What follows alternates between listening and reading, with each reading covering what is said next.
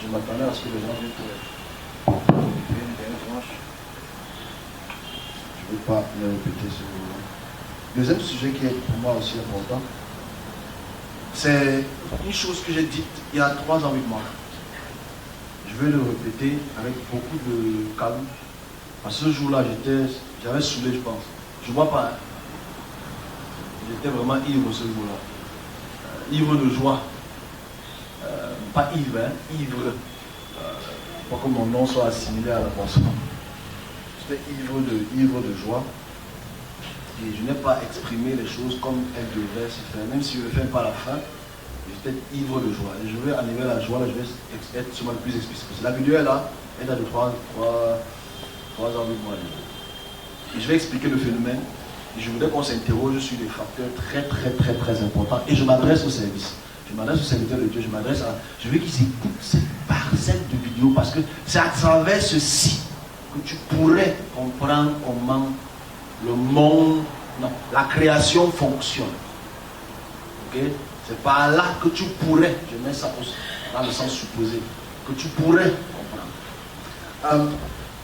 Je remercie d'abord mon travail, celui qui m'envoie, de pouvoir exprimer ce type de choses. Je ne sais pas si ça arrive dans notre église, parce qu'on sait que dans d'autres contextes, on aime toujours dire, mais ça fait beaucoup d'années que nous parlons de la Bible, j'ai tellement de choses à dire que si on commence, on va finir. Malheureusement. Ok.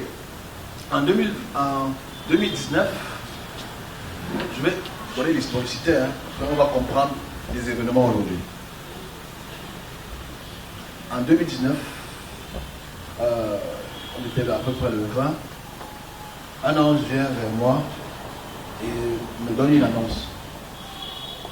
Une annonce que je me prépare parce que je vais devoir avoir une conversation avec quelque chose. Il me dit, l'ange tel, je ne sais même pas son nom, c'est important, l'ange tel va te transporter vers ce lieu, très bientôt, prépare-toi. Bon, moi, avant de me préparer, ça veut dire que je l'ai prié. Et je me prépare. Donc,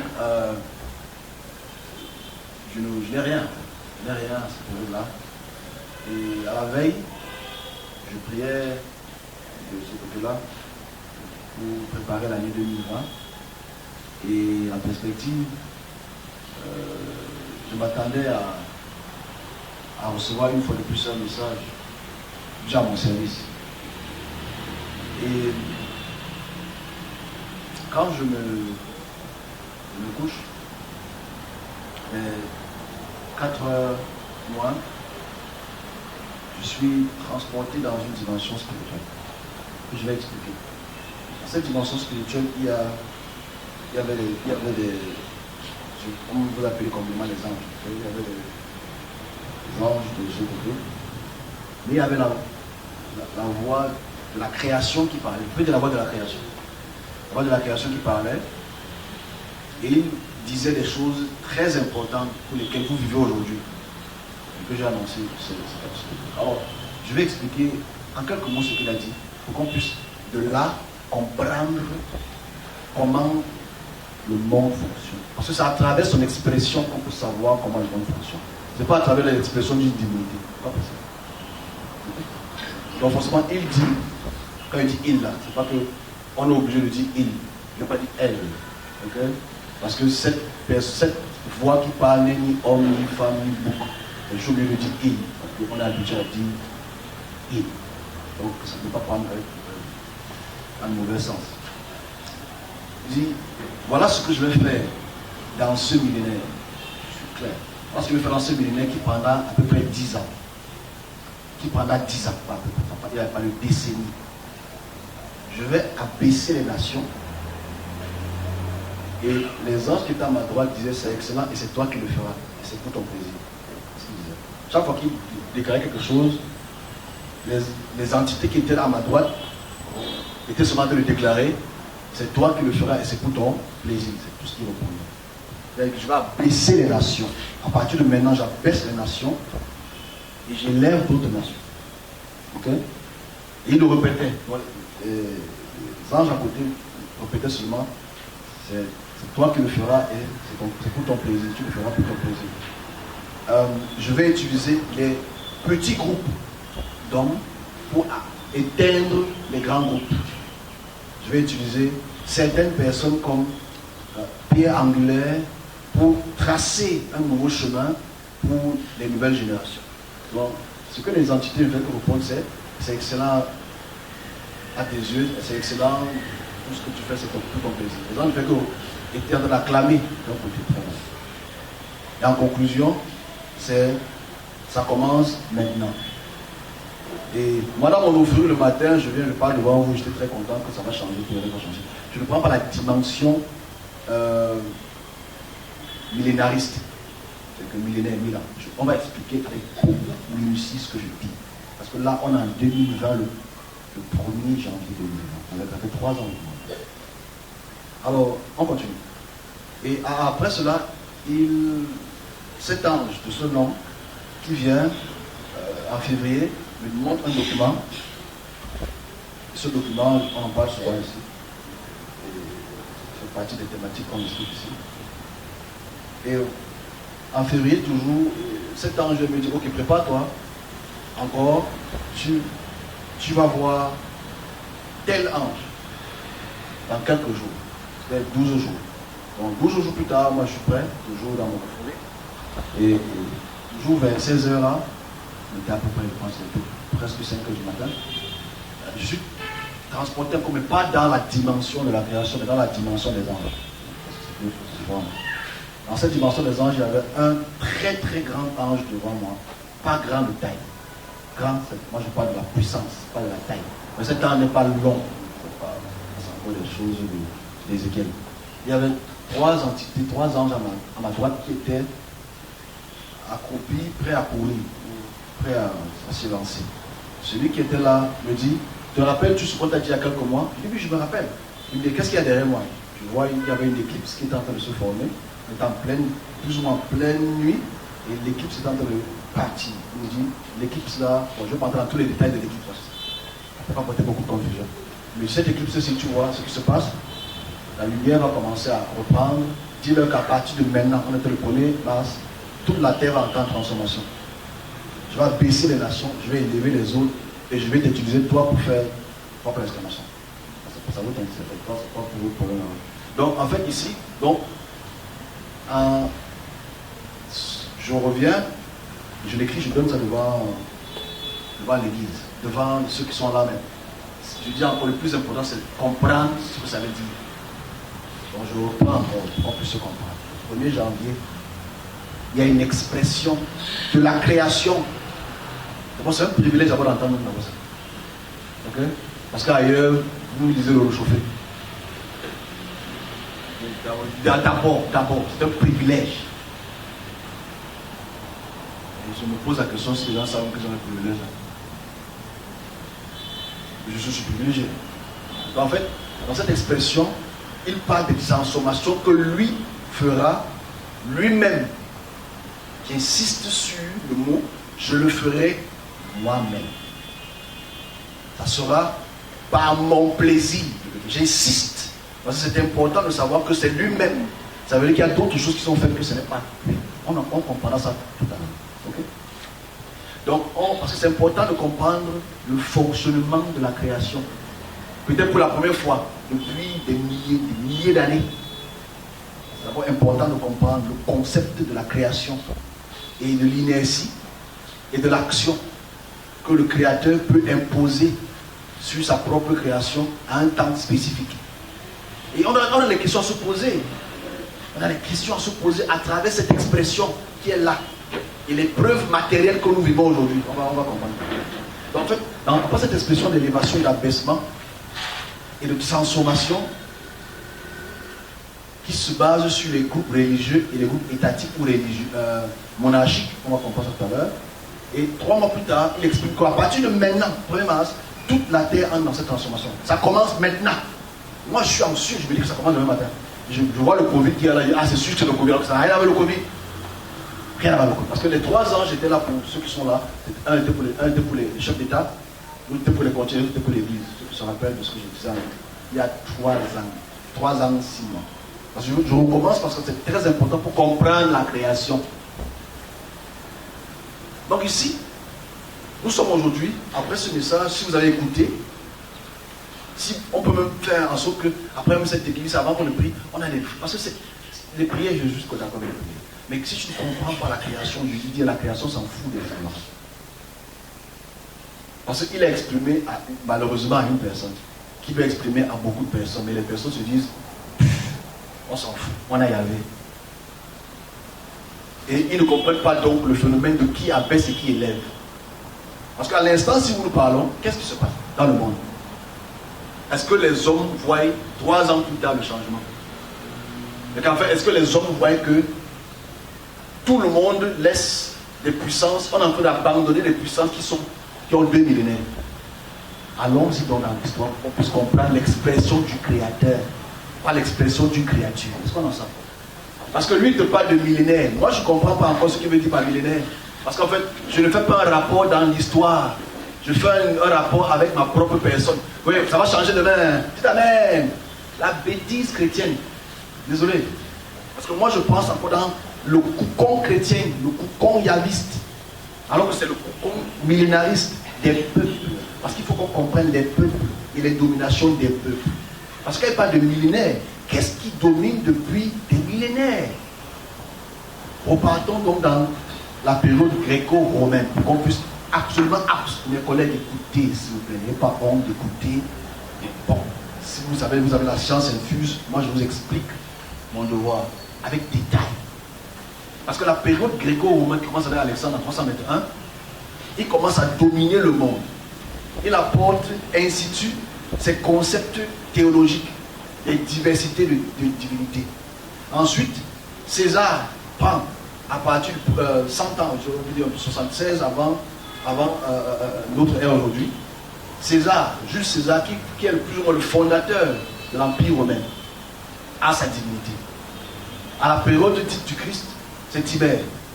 Ça continue ainsi parce que eux commencent à dominer le monde. Est-ce qu'on en sait? Donc quand une puissance domine le monde, qu'est-ce que cette puissance fait? Quand un royaume, un empire domine le monde, qu'est-ce que cet empire fait? Simple. Elle inculque ses notions linguistiques, théologiques et culturelles. C'est-à-dire, on commence à parler, le romain devenait le lingua franca. Jusqu'à aujourd'hui, le romain et le grec dominent encore. Les chiffres romains dominent. Ok? La conception même du calendrier domine encore, même c'est babylonien. En fait, donc en 325, la puissance judéo-chrétienne grossit, grandit et prend donc le pouvoir à partir du prophète Théodose. À partir de Théodose Ier, les chrétiens deviennent majoritaires, plus populaires. Donc le christianisme devient religion d'État. C'est alors important de le dire. On va rapidement. Et forcément, quand la puissance romaine se divise entre la Byzance, c'est-à-dire l'Est et la Rome, ils éparpillent leur puissance et commencent à dominer tous les peuples de l'Europe. Je veux que ce soit clair. Et certaines parties de l'Afrique du Nord. L'Afrique du Nord n'était pas musulmane. Il n'y a pas encore les musulmans à cette période. Les musulmans, ça veut dire comment se situe. Donc ici, je veux qu'on comprenne. À partir de ce moment, on commence à créer des petits royaumes de Gaule, de Francs, de Bretagne, ou Bretagne. Et ces royaumes, à partir du 6e, 7e siècle, commencent à grossir, et ils ont comme institution la paix. Nous qu'on se comprenne calmement. Donc à partir du 7e, 8e siècle, les royaumes se fondent. Et la Bible est le livre de législation. Et les papes sont des vicaires. Et les rois aussi sont des vicaires, mais c'est des petites batailles. Je vais aller rapidement, fast forward. À partir du 11e siècle, l'empire français commence à grossir. L'empire anglais commence à grandir. Fast forward encore. Naturellement ici, c'est la religion qui est le centre. La religion, la Bible, Jésus, les Écritures de Paul, c'est le centre de ce monde de l'Empire romain. Ils n'ont pas encore conquis les terres africaines au sens du sud de l'Afrique. Mais à partir du 15e, 16e siècle, qu'est-ce que ces empires décident de faire? L'expansionnisme. Est-ce qu'on est ensemble? Donc on quitte disons, le 6e siècle, avec toutes les guerres qu'il y avait pu avoir, ce n'est pas les guerres mon problème ici. C'est l'expansionnisme de la puissance des monarchies d'Europe, qui donc, à partir du 15e, 16e siècle, qu'est-ce qu'ils décident de faire? D'étendre leur pouvoir dans les 4 coins du monde.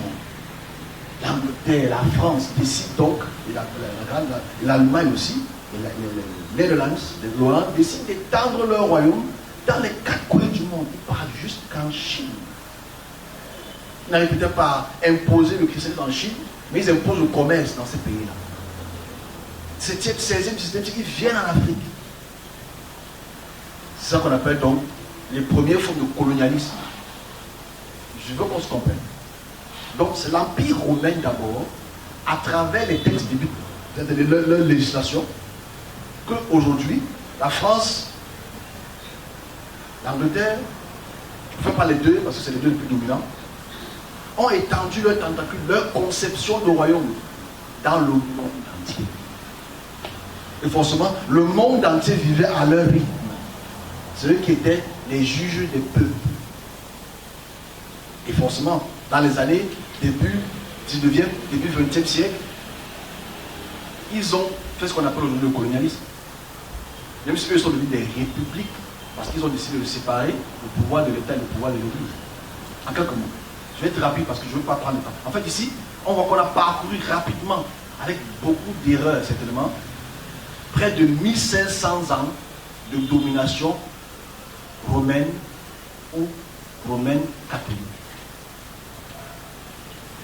Et c'est important de voir à quel point, pendant ces près de 2000 ans, l'Afrique, l'Asie et les nouveaux continents qu'on a soi-disant découverts au 15e, 16e siècle, les Amériques du Nord et l'Amérique du Sud, ont été induits dans cette notion monarchique des rois français et des rois anglais.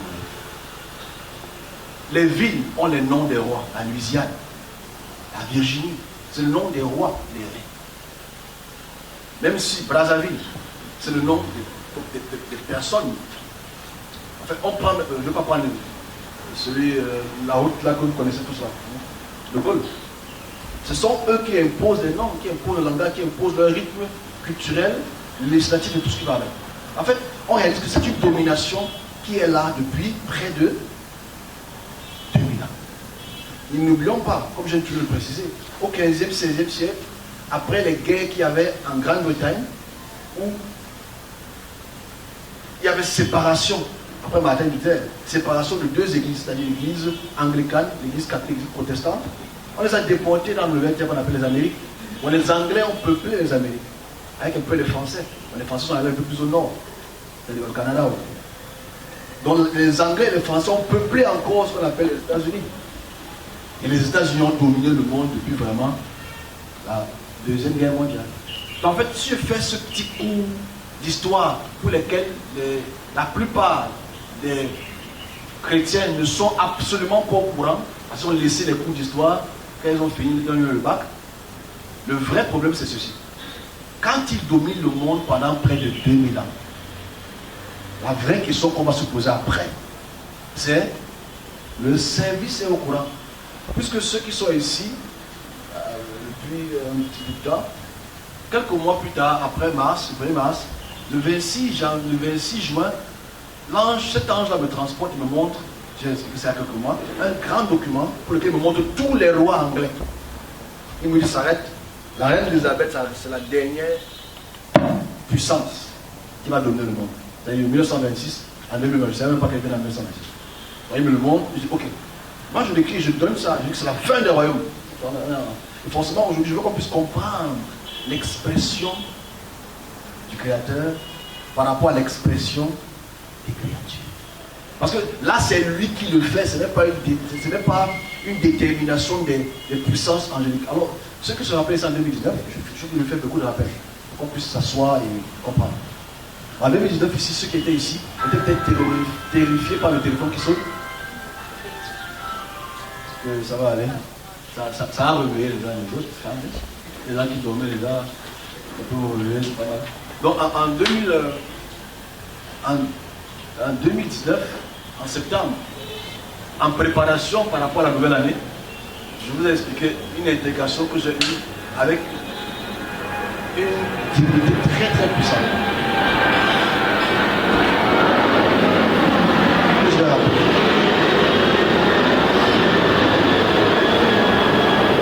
Une divinité assez puissante que j'ai rencontrée en septembre, on était le 23, bientôt le 23 septembre 2019. Et cette entité vient vers moi. Et immense, celle qui ramasse tous les étoiles de la terre, je pense que ceux qui sont tous là. Et elle fait ces petites batailles, je réponds comme je réponds. Ça, c'est ce qu'on appelle les Anglais et la Grande-Bretagne et les États-Unis. J'ai expliqué ça il y a beaucoup de temps. Mais le vrai problème ici, c'est voilà ce que la création exprime.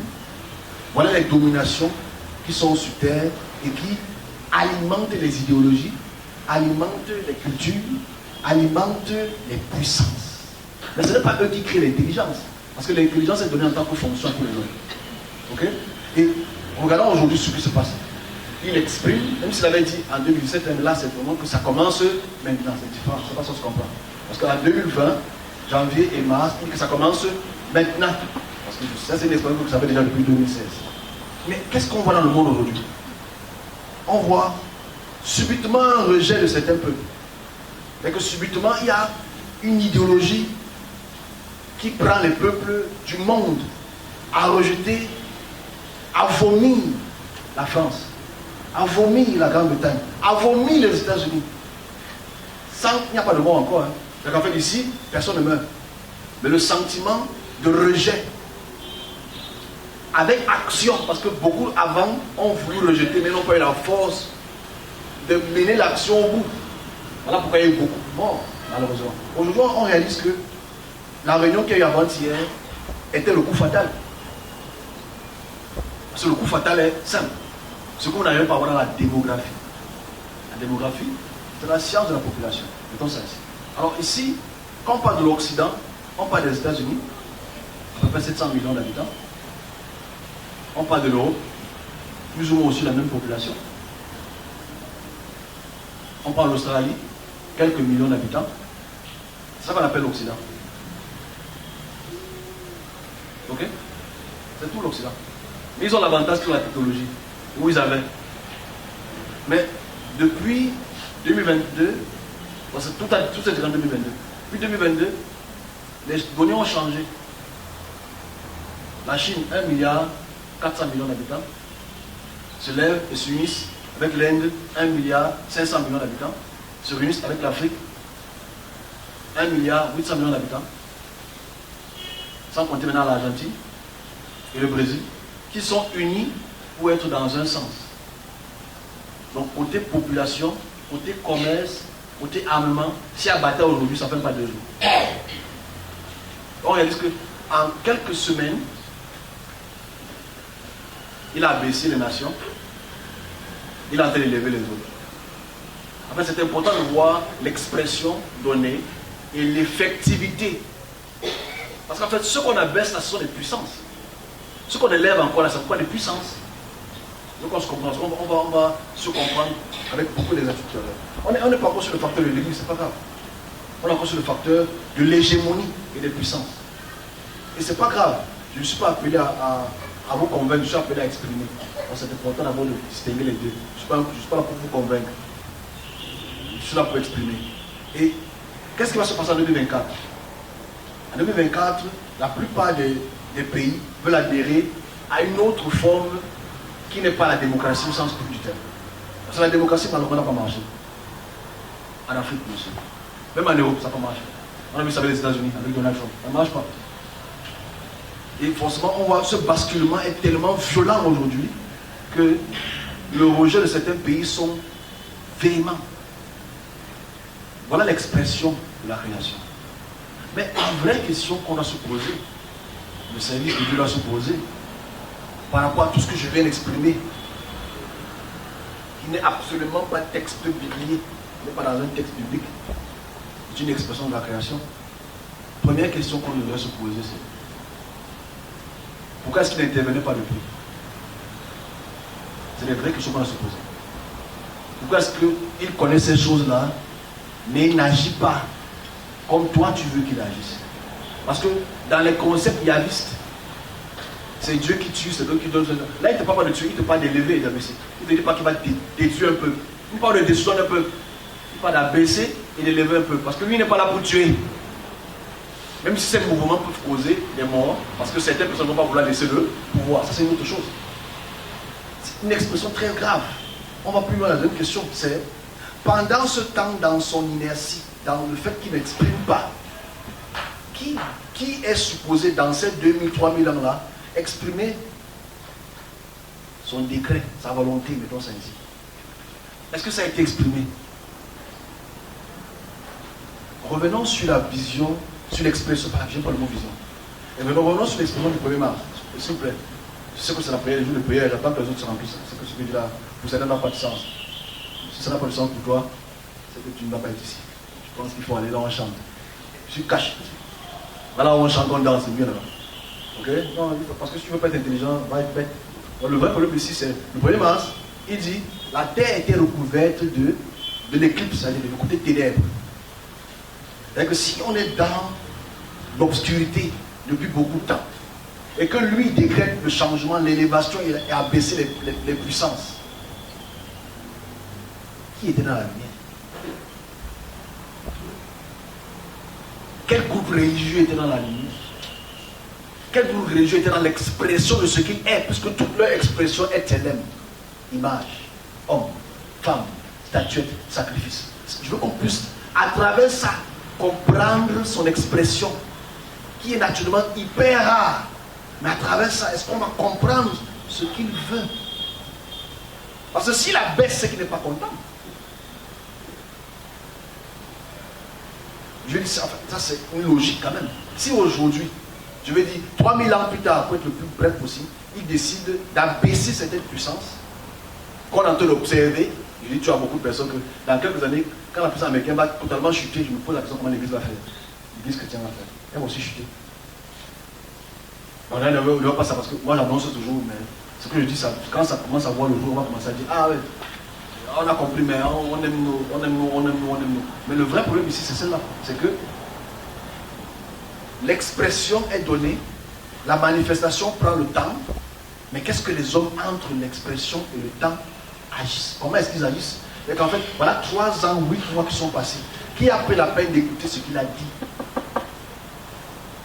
Mais les hommes prennent plus la peine de se poser la question, mais ce n'est pas possible. Comment l'Amérique peut tomber? Ce n'est pas possible. On est dans la dédollarisation. Les gens sont étonnés aujourd'hui, alors qu'ils n'ont pas écouté une expression. Parce que ce qui se passe aujourd'hui, la plupart des serviteurs de Dieu, quand tu les écoutes parler, tu te poses la question s'ils sont vraiment dans le service.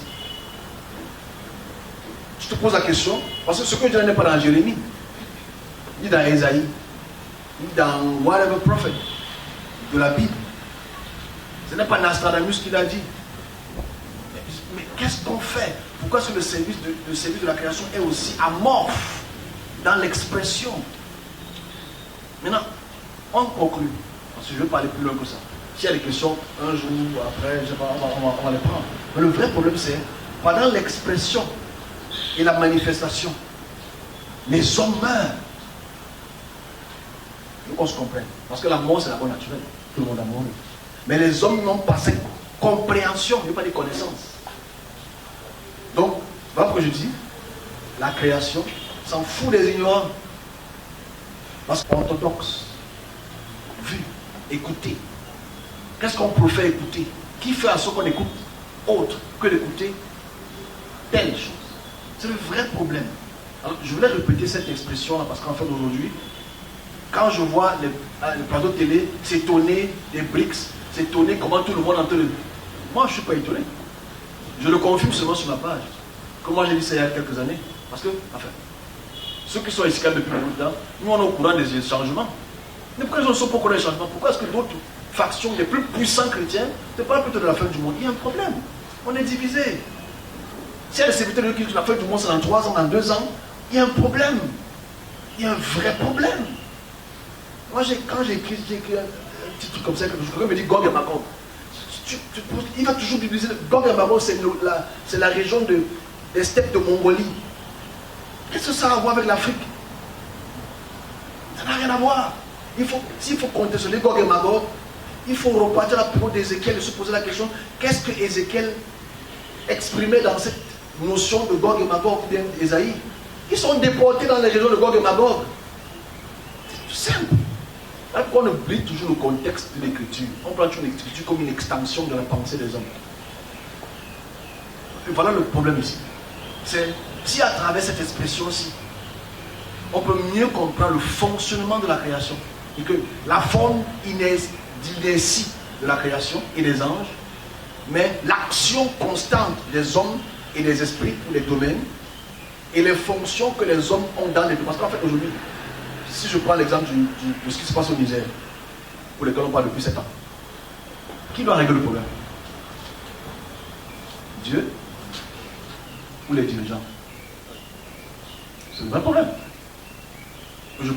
Parce qu'on m'a posé ces questions-là. Je prends l'exemple du Nozo. J'ai annoncé le Nozo en 2015. La guerre au Nozo. 2015. J'ai répété en 2016. Qui doit régler le problème? On fait les prières de masse. On fait les prières de Thanksgiving. On fait les prières de grâce. Qui doit régler le problème anglophone? Ce n'est pas Dieu. Il a donné les fonctions aux hommes pour régler le problème. Mais si les hommes ne veulent pas régler le problème, toi tu vas faire les prières de grâce, de masse, les masses prières, et tu vois que tous les serviteurs de Dieu viennent au Cameroun, la guerre va s'arrêter. Eux, ils n'arrivent pas de guerre dans leur propre pays. C'est un vrai problème. Il y a beaucoup Haram là-bas au Nigeria, tous les jours, les gens meurent tous les jours, ils ne peuvent pas arrêter là-bas. Est-ce que c'est ça qui règle le problème? On ne dit pas que le problème n'est pas spirituel. Mais le problème est spirituel au point où ça touche la population. Et forcément, ce sont les dirigeants qui doivent régler le problème à travers l'expression de la création pour la population. Qui va régler le problème? Onozo. Qui? On va se mettre à geler. Les gens ont tellement gelé qu'ils sont même peut-être morts de faim. Mais le problème est toujours là. Toujours des morts. Qui va régler le problème de meurtre dans les rues?